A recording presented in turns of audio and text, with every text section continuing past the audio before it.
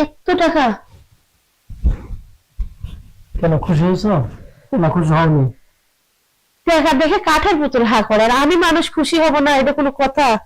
তারপর একসঙ্গে এতগুলো টাকা। শুধু তোমার জন্য 4 লক্ষ টাকা নিয়েছি, লাগলে আরো দেবো, কিন্তু তুমি আমাকে মনটা ভরে দিবে। তোমার কাছে আমার এটুকু চাওয়া। আমার কাছে তোমার চাওয়া যেমন শুধু ভালোবাসা, আমি যেটা চাই সেটা পাইলে তুমি ভালোবাসা পাবে না কেন? আমার প্রয়োজন টাকা, তোমার প্রয়োজন ভালোবাসার।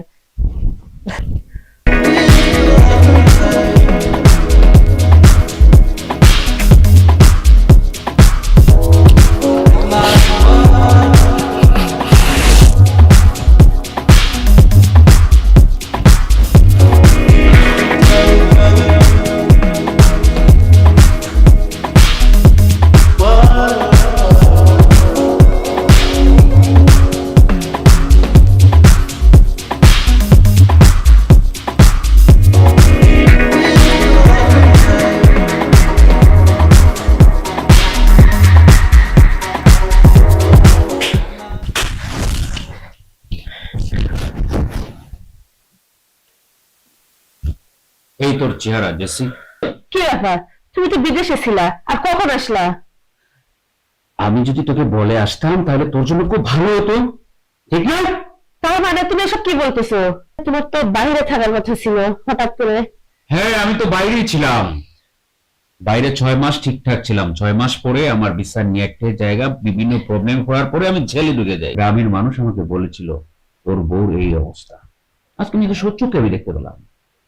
এই তোর চরিত্র, তোকে নিয়ে আমি সংসার করেছিলাম এতদিন। আমি বিদেশে একমাত্র গেছি যে আমার ফ্যামিলিকে হ্যাপি রাখার জন্য, আর আমি আগে ঠিক দেখলাম।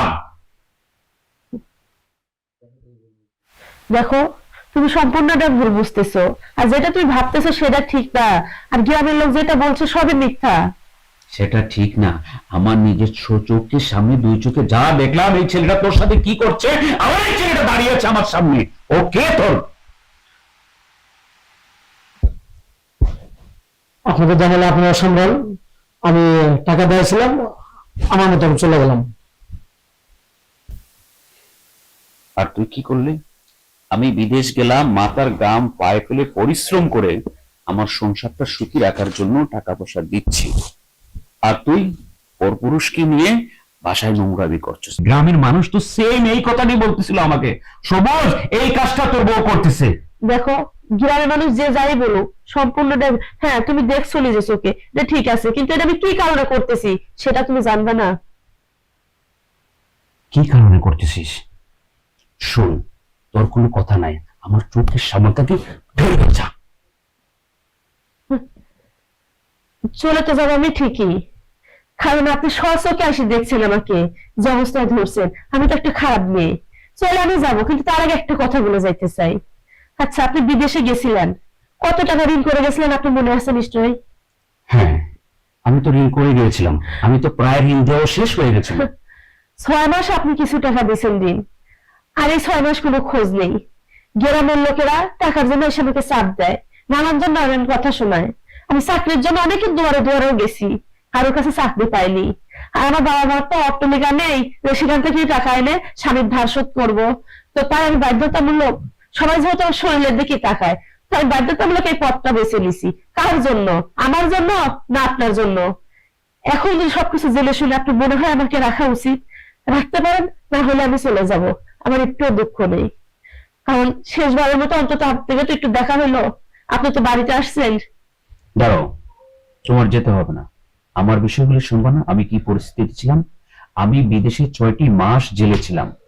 অনেক চেষ্টা করেছি তোমাদের সাথে যোগাযোগ করার, কোনো ফোন নাম্বার টাম্বার তো কিছুই ছিল না। কিভাবে আমি যোগাযোগ করব? আর বিদেশ থেকে এসে যদি গ্রামের মানুষ এসব কথা বলে, তাহলে নিজের কাছে কেমন লাগে? ও, আমি তো বুঝতেই পারিনি যে তুমি এতটা সমস্যার মধ্যে ছিলা। আর বুঝবো কিভাবে? তোমার তো ফোন যোগাযোগ ছিল না আমার সঙ্গে, আমিও তোমার সঙ্গে ফোনে যোগাযোগ করতে পারিনি। শোনো, তোমার জায়গা থেকে তুমি যা করেছো ঠিকই করেছো, আমার জায়গা থেকে যা আমি করেছি ঠিকই করেছি। যাই হোক, আমরা এখন সুন্দর করে সংসার করে সবকিছু ভুলে যাই। হ্যাঁ, তুমি ঠিকই বলছো। প্রয়োজন পড়লে পরে আমরা এই গ্রাম থেকে অন্য গ্রামে যা বাড়ি করে থাকবো, অন্য গ্রামে যা থাকবো দুজন।